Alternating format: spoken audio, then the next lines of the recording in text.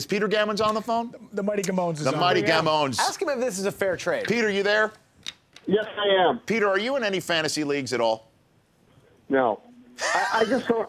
I was back when I was at Sports Illustrated. I did it a couple of years in New York. Yep. But I just sort of given it up. I've thought about playing this whole daily fantasy thing that they play, which is DraftKings. Yep. But I actually think it's more fun to manage a whole roster over a year.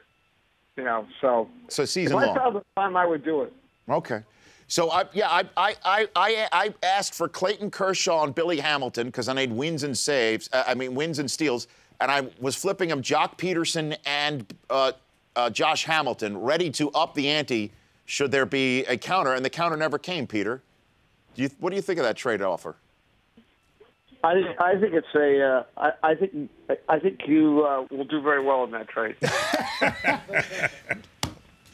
Well, what is up with Clayton Kershaw? I know he sort of righted himself last night. What do you think is going on with the Dodgers and Kershaw, Peter? I think he'll be fine. I think he kind of got behind in spring training. He lost some time early on in spring training. His wife had a baby. I just think that he was not ever quite in sync in spring training. I mean, there was a day where he was just throwing batting practice.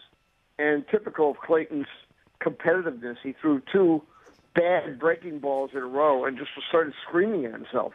I mean, that's what he is. And I just think that, he just wasn't quite there. And also, he had a lot of bad luck early on. But my guess is he runs off about a 13-2 over the next few months.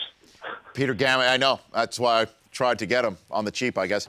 Peter Gammons here on the Rich Eisen Show. MLB Network's going to feature the Tigers and Athletics later on today at 3:30 p.m. Eastern, a half hour after we go off the air. And then tonight, the Nationals and Cubs have at it on MLB Network at 8 p.m. Are we seeing the Nationals team everybody expected to see right now, Peter? I think so. And I think what's fun is nobody's saying that the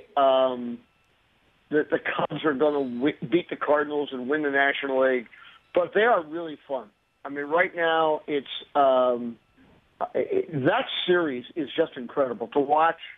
All the young talent and to watch Bryce Harper just go absolutely nuts, and then have Bryant and Rizzo and all the young players on the Cubs. It's really fun. I mean, I find people talking about that series more than any that I can remember in the last month.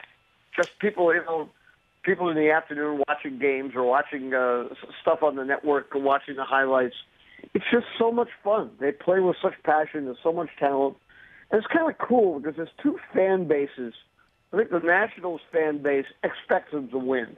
So I think that makes it a little bit more difficult.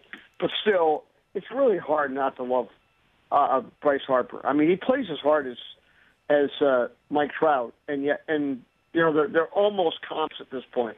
I was doing a thing yesterday pointing out what's amazing is that among all National League outfielders by the analytic defensive runs, he's the number 1 outfielder in the National League defensively, and which is just almost incomprehensible for a guy that was a catcher in college. And for you and for the radio audience, Peter, we just showed the home run he hit last night where he was upset thinking he popped out to left, and he popped it out of the park in left field. I mean, an opposite field blast. He's just, last time you were on, you thought he was going to have a monster year. He's putting together an MVP-type season right now. He absolutely is. I mean, I think that it's going to be hard for Giancarlo Stanton to be an MVP if that team keeps unraveling. I do think Anthony Rizzo has a chance to be an MVP, but right now it's Harper, and you would love him. He plays with such passion. He's very smart. I mean, when he left high school at 12 or whatever he was, or went to junior college, I mean, he didn't take any gut courses, and he banged out a 4.0. Just he's so competitive. He has to be great at everything. And he actually is very respectful of baseball. I went down. He had signed, and I went down to the instructional league to do. He hadn't done a sit down anywhere, so I went down there, and he spent like 2 hours walking around these fields in Florida behind me, and just asking me, "Well, tell me about George Brett. Tell me about this guy." And he's absolutely fascinated by the history of the game. is when they played the Red Sox home opener in Fenway Park. He had a ball in the first inning. Mookie Betts made this great catch, jumping over the bullpen fence to rob him of a home run. And after the game, he kept being asked, well, what do you think about having a kid come up and rob you? And the next day, I had gone over early to meet some of his friends, high school friends from Las Vegas who were there. I said, you never mentioned that you're actually 9 days younger than Mookie Betts. He looked at me and he said, that would have taken away from his day. I love watching him. He had a great day. You don't take away from somebody else's day. And I thought, there's this image thing.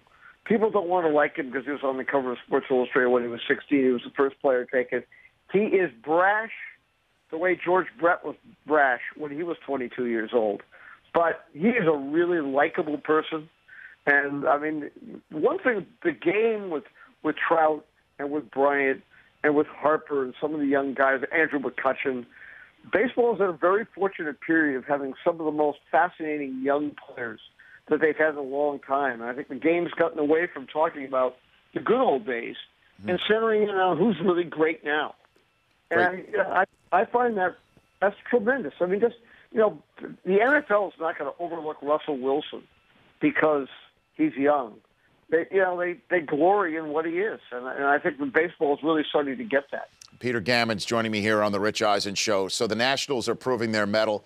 The Giants have come on strong lately. That's in the National League. It's very difficult, Peter, for everyone to wrap their arms around the idea that the Houston Astros are this good, first team to 30 wins.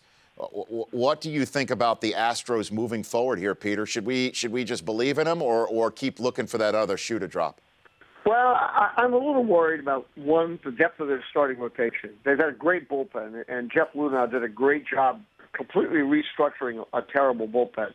But they really only go 2 or 3 starters deep.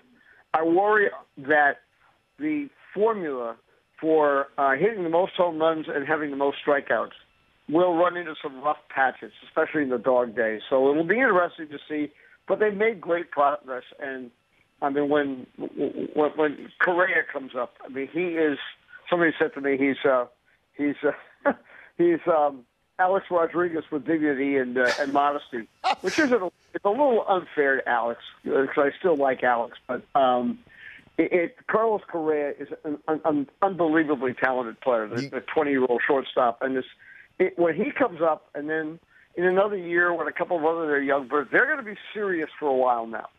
What's going to be fascinating is to see how much Houston really takes to them. I hope they do.